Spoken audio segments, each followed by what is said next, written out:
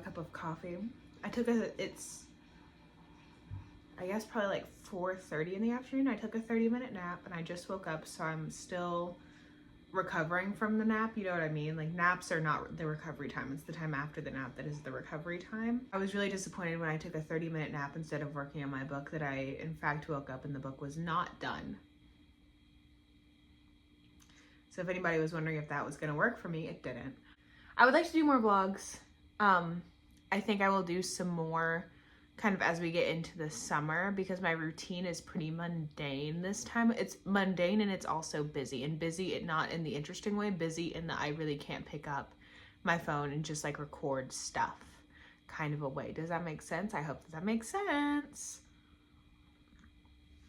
For some reason, sitting in front of a camera with the slide on and my window open now is very sobering. I'm much more awake than I was when I was planning on doing this to wake myself up. What I know is I am back to being focused on the next book that's coming out, getting those edits complete, and I'm very excited about it. I'm getting closer to finishing those scene revisions and the rewrites and things that I really wanted to do, the additions that I wanted to put in, and I'm getting close to having those done, which is exciting.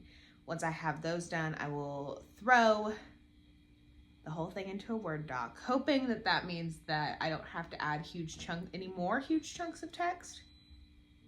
That's my coffee maker. I paused it to get my cup of coffee before it was done brewing, because I'm gonna have another cup later. Hoping that there aren't going to be any more big additions after that. All the edits I'm going to have to do after that are going to be on the like sentence scale, maybe paragraph scale. I can throw it all into a Word doc, get it formatted enough. It doesn't have to be perfect during that format, but get it formatted enough that I can throw it into an Amazon file and get a proof printed copy so I can read the physical book. Because I feel like that is when I always find all of my errors, and I highlight and I make notes and all of that stuff. And that was a big, like a huge step in the process for the Stone Project. So I'm excited to do that. I also did it with Have a Butcher's, but there wasn't a whole lot there to edit. You know what I mean? Like, I didn't have too many notes because there wasn't a lot of space to have them. So we're getting closer to that, and that is exciting. I think I'm going to kind of zero in and focus on that for a little bit and let the book that I drafted in March sit just briefly. I was making edits and I was starting to feel very droning on and on and on in that manuscript, so it needs a break. It just needs to sit for a minute. So it's a good opportunity to do this. The way I'm speaking makes it sound like I've been very productive this week. I have not been. I had a low this week where the low began on Sunday, and I remember recognizing when it happened and being like, ooh, oh, that doesn't feel good. Oh, we're not feeling good. That's okay. Like, just like recognizing it as a part of like the cycle of my mental health that I go through regularly, because I live forever in my body and my brain, and I guess I am my brain. That's another conversation that we don't need to start. So the low started Sunday. Monday I was lower, and I was like, this is gonna be the worst of it. Like, this sucks, but we just gotta power through Monday, and it'll be fine, and we'll get to the other side, and we'll feel better. Tuesday, if Monday was the low, Tuesday we were in hell, and it was bad. And it was really bad. Wednesday was not good, but better. And I still didn't get much work done. Thursday was pretty significantly better. I would say Thursday I was either where I was Sunday or a little bit better. And I actually did get a little bit of work done Thursday. Friday, I really felt myself again. I could see the sunshine again. For those of you who know what that feeling, what I'm describing, that was Friday for me. And today I'm feeling better. I haven't gotten any work done today, but I have like eaten and rested, consumed some content that I've been wanting to consume, hung out with my roommate, socialized, that kind of stuff. And I'll be socializing tonight. I do want to get a little bit of work done, hopefully. I have several hours before I meet up with my friends. You know who you are. It's for Adrian's birthday party. So I'm excited to do that. I had a really interesting conversation that maybe I will pose here.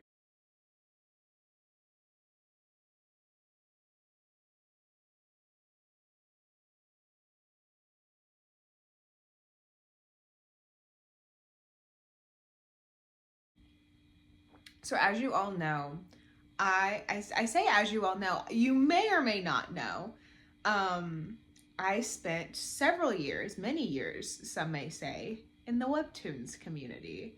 And I still dabble in that. I don't make Webtoons anymore, but I do still consume them and consume content by creators who I really, really respect from that period of my life. And there was a conversation recently surrounding things like the Webtoon contract and how not good they are and things like that. I'm not going to do a deep dive into that. There are videos and Reddit posts and conversations happening about that by people who are currently on the platform. I'm probably not the best person to have commentary on that specifically. But out of that, there was a live stream that I hopped into, and we were chatting about what would it take for you as a creator to sell your IP for like a specific project. And we were discussing if you were to be approached, you know, you probably wouldn't want to use like your baby, like your magnum opus, your passion project, right? With the type of contract that is typically offered up by companies like Webtoon specifically, but I'm not ignorant to the fact that there are probably other companies that do this in other facets of publishing. Because I'm indie published, I don't know too much about that. But we were talking about the idea of, you know, if somebody approached you with a significant enough amount of money, if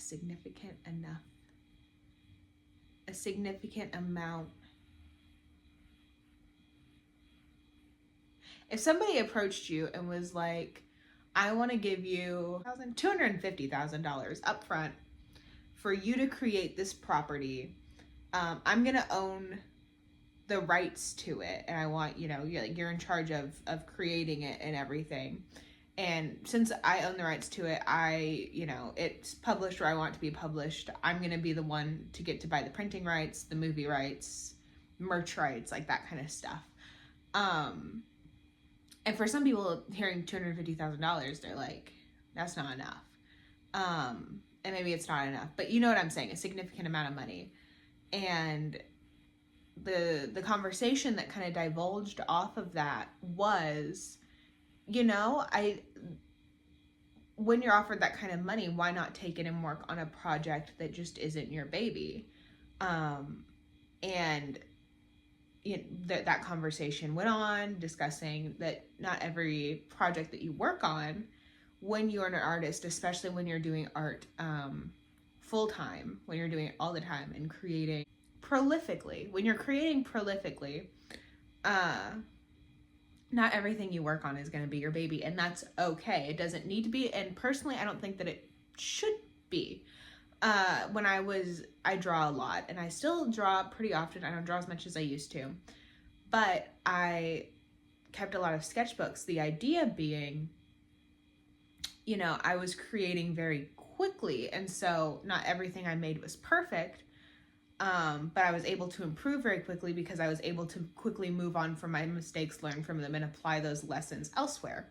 So when you create prolifically, not everything that you make is going to be your baby. If you are approached and someone's like, I want you to make my, you know, a story for us, the way that Webtoons does, and we'll pay you this much up front, and then you'll get kind of the royalties as they roll in, right? Which for Webtoon, from what I've heard, is not a lot of money. I guess it's not traditional publishing either, but you know, the chunk of money that you get up front is pretty much what you're going to get, and everything else is just a little bit extra on top. I don't know if that was enough upfront explanation. I hope it was. And we were like, oh, well, if I was offered that kind of money, I would do like the silly goof. I would do like a silly goofy romance, or I would do this like funny mystery idea, or I would do this, you know,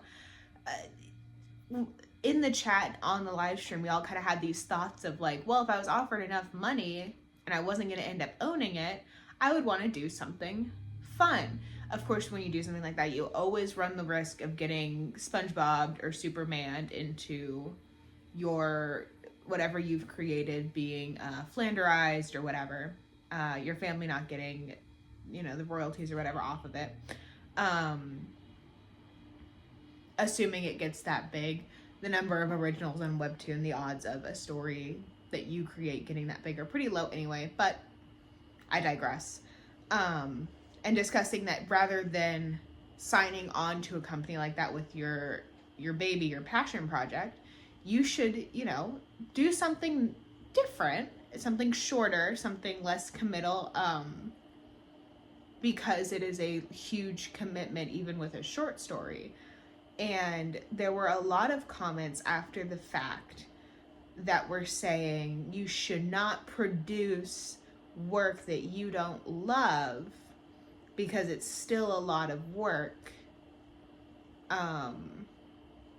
It's still a lot of work, and you know, it still is going to reflect on you as an artist and all that kind of stuff because your name is still on it.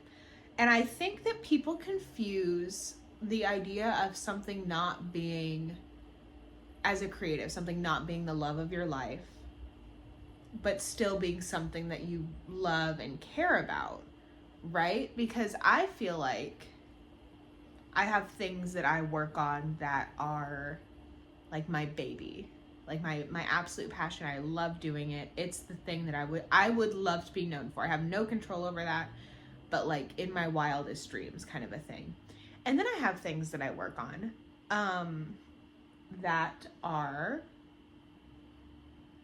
more marketable, and I know that they're more marketable, and they are more mainstream, and I recognize that. That's kind of why they come up. I still love them, but they're not my passion. Is that okay? Right? Is that selling out? I don't think that it is, because I do still love what I'm doing. I still enjoy it. I still am putting my whole heart and soul into this thing that I'm doing. It's just not my passion project, right? It's not the thing that I sit, let's be honest here for a second, when I'm sitting, I am rotting my brain away with something else. That like when I go on runs or whatever, and I kind of let my mind wander, I'm in the shower, you know, it's not the thing that I'm necessarily thinking about. And I think that as artists, that's a healthy thing. Like the more, like I've been ruminating on this now that the conversation has happened, and I can't just have a conversation and let it go. I have to sit and ruminate and think about it. I think as artists, it's healthy to allow ourselves to work on things that aren't our babies for, you know, I think it's just healthy to not always be focused on. I got cut off there. That's fine. You can look at it more objectively when you're working on something that you don't have your claws dug into as this is the best thing I have ever and will ever create. That's just a fact. That's why when you go to art school, you know, they want you to do fine art. They want you to sketch figures and objects and paint them and learn all of these techniques. You may never use them again. But when you do things like that you don't love, you're a lot more likely to be objective with yourself, and to take the time to learn what's correct and what's incorrect, and to allow yourself to make those changes and to learn and, you know, do those things. So while not everything that I produce and not everything that I put out is, you know, my baby, my heart, soul, you know, thing, I think that that's okay, right? And maybe that's a conversation to be had, to be able to separate yourself a little bit from what you're doing. Because I also think that when I'm working on something, I'm actually pretty good at controlling the anxiety that comes along with the thought that somebody's going to read this, right? However, whenever I have alpha readers or beta readers, or I'm sending off my ARCs or anything like that, the half hour or so after I send those things are typically me sitting and spiraling and thinking about everything that I could have done better and wondering why nobody has finished my 80,000 word manuscript in 5 minutes to let me know that they love it. I don't get it. But aside from that, I consider myself to be pretty distant and pretty objective from the things that I work on.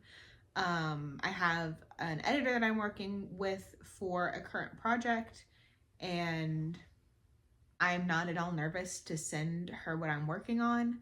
I'm sure in, the hour or so leading up to sending it and the hour or so after, I will be riddled with anxiety, because that's just what we do. We always want to put our best foot forward and send our best work to people, especially people that we don't know.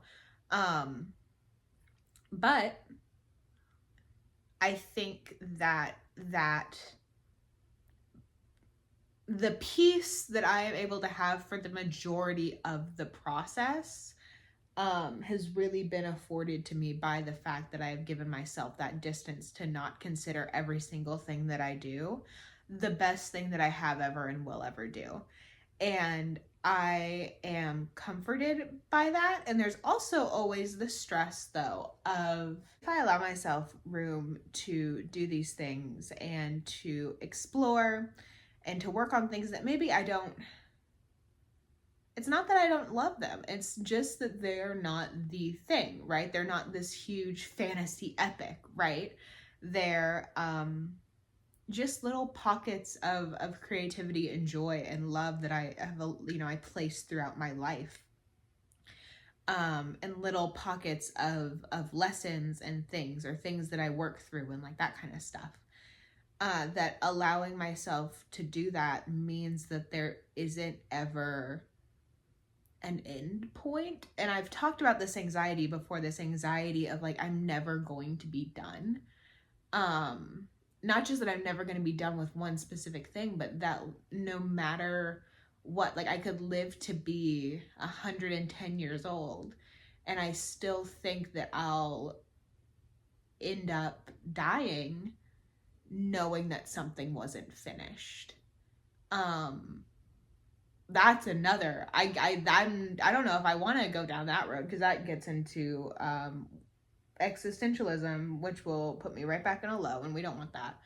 But like, that's what I've been thinking about today mostly, is this idea of, is it creatively insensitive? Is it anti-artist to work on things and to put out things that aren't your magnum opus, that aren't your baby? And I've come to the conclusion that I think, and this could be delusion, this could be the delusion speaking, but I think that it's healthy and I think that it's good. And honestly, so far, and I feel like in the grand scheme of things, I haven't been writing that long. That's another, again, they're little rabbit holes. I'm finding video topics as I speak. And I'm finding that some of the best work that I've done has been work that isn't the thing that I hold so close to my chest. You know what I mean? My best work has been the thing that I went in to be silly goofy and not necessarily that out of my repertoire of things that I've done, it would be my personal favorite, but I think objectively that has been some of the best work that I have done. Not even just talking about writing, just across the board in all of my creative endeavors. So what do you guys think? Do you only work on the things that you consider to be your absolute best ideas? Or do you like to go down the little rabbit holes and explore things that maybe aren't your one piece, you know, and see where they lead you. I definitely fit in the latter category. I like exploring and trying things and doing fun stuff. I think that did what it was supposed to do. I did this video to kind of wake myself up, and I am certainly awake. I'm gonna finish up my cup of coffee, maybe get some writing done before Adrian's birthday party. Maybe get this video edited. I don't know. We'll see. So many things could happen in the next couple of hours. I love you guys. Thank you for watching. I am going to do more active videos. Just these sit-down videos have worked the last couple of weeks while I have been in the craziness of the end of the semester with my job. With summer coming up, there's going to be a lot less of this and a lot more activity that isn't stressful, activity that's not worth filming. So yeah, thank you guys for watching. Okay, bye.